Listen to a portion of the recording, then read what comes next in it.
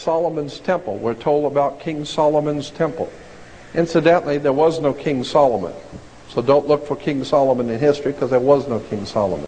I didn't take Maxwell's advice on this one, and I did look.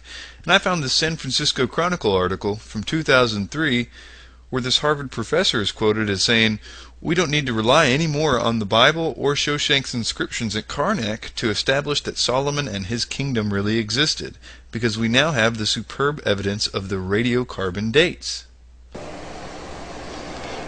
That's the word Sol, Om, On. S-O-L is the sun in Latin. In Latin, the word sun is S-O-L, Sol. And in the Hindu priest of the sun, they call the sun Om. Actually, the Hindus do not call the sun Om, and the symbol and word Om have no connotation to the sun directly that I can find whatsoever. Remember the priest of Om?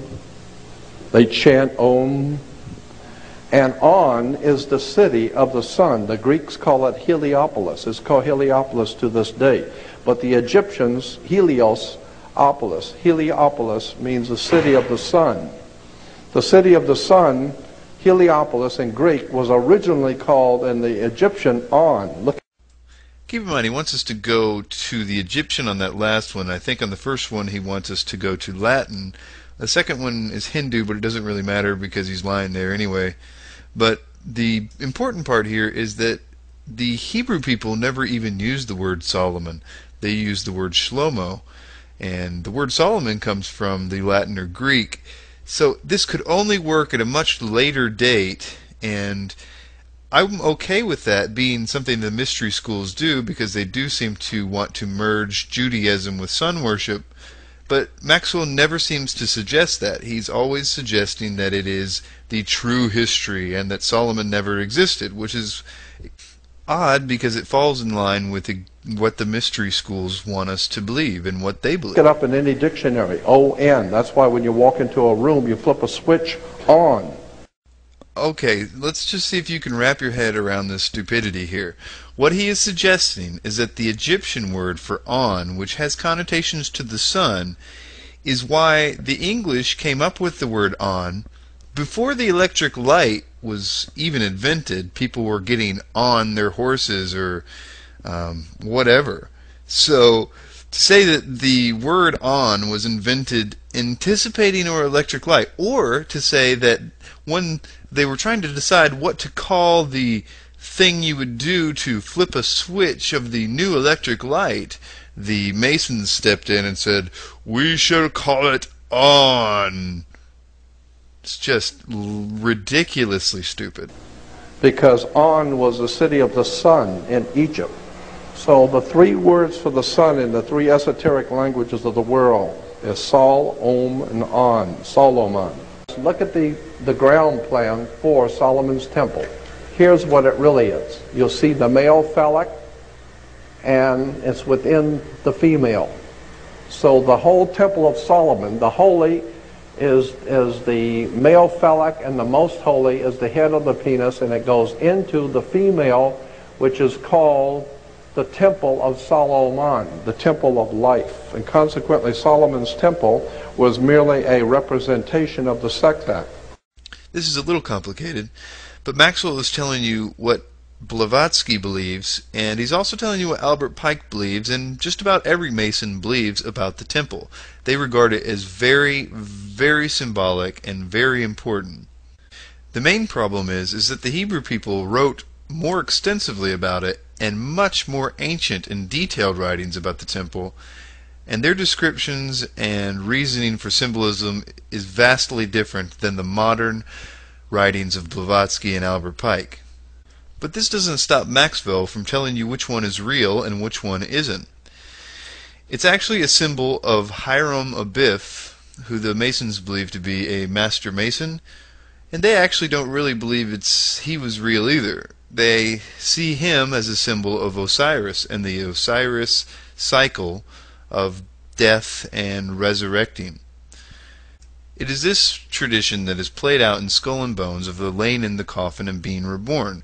That's why George Bush can say that he is born again when people ask him if he's a Christian. It all goes back to the ancient mystery schools of Egypt, and the initiates, all initiates, would lay into the sarcophagus of the great Pyramid of Giza to be reborn into the mystery school tradition. Oddly, Maxwell has done that.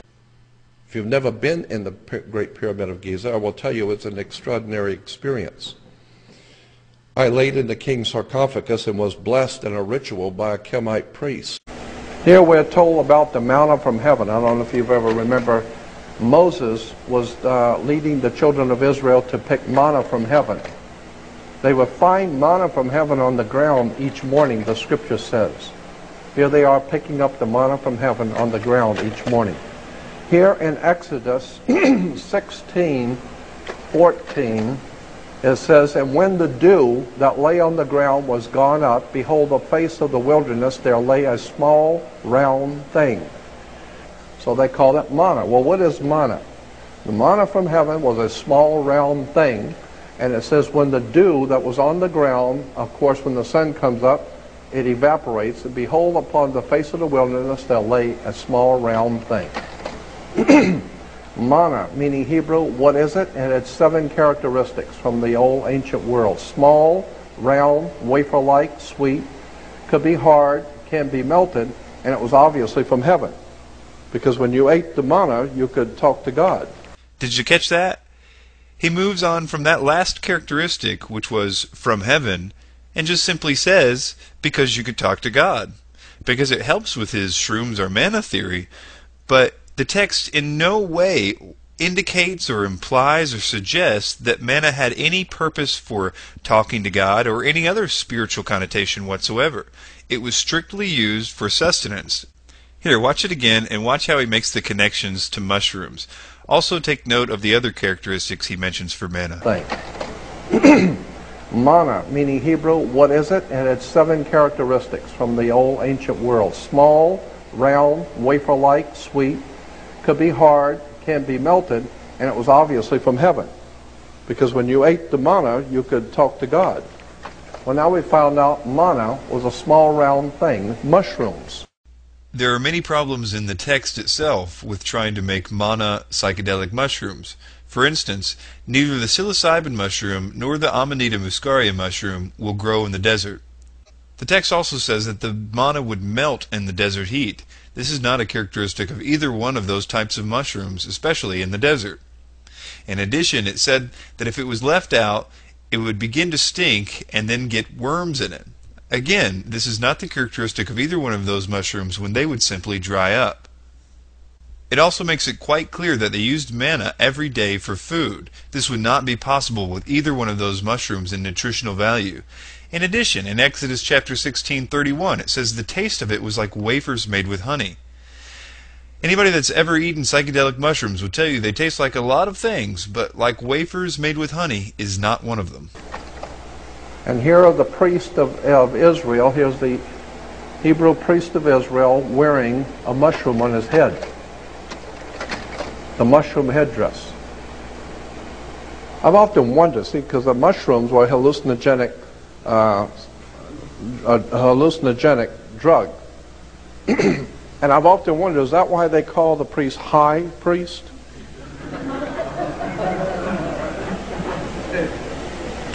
I'm only addressing this one because I've actually received emails from people telling me that this is where the Hebrew term, the high priest, came from. Even Maxwell seems to know that this is an impossibility and is only using it as a bad joke. Because the term high priest, you must first realize, is an English slang term, the word high. In Hebrew, the word for high priest was gadol, which means great or large in number, intensity, loud, older, importance, that kind of thing. As far as their hats, kind of, sort of, maybe looking like mushrooms, I'm just not even going to address that. Here in the catacombs of Rome, under the Vatican, you will find paintings in the old catacombs of the Amanita muscaria being the sacred tree. Maxwell is wrong on quite a lot here. It's nowhere near the Vatican, it's nowhere near Rome, and it's not in a catacomb. It's actually in an abbey in Plaincourant, France. And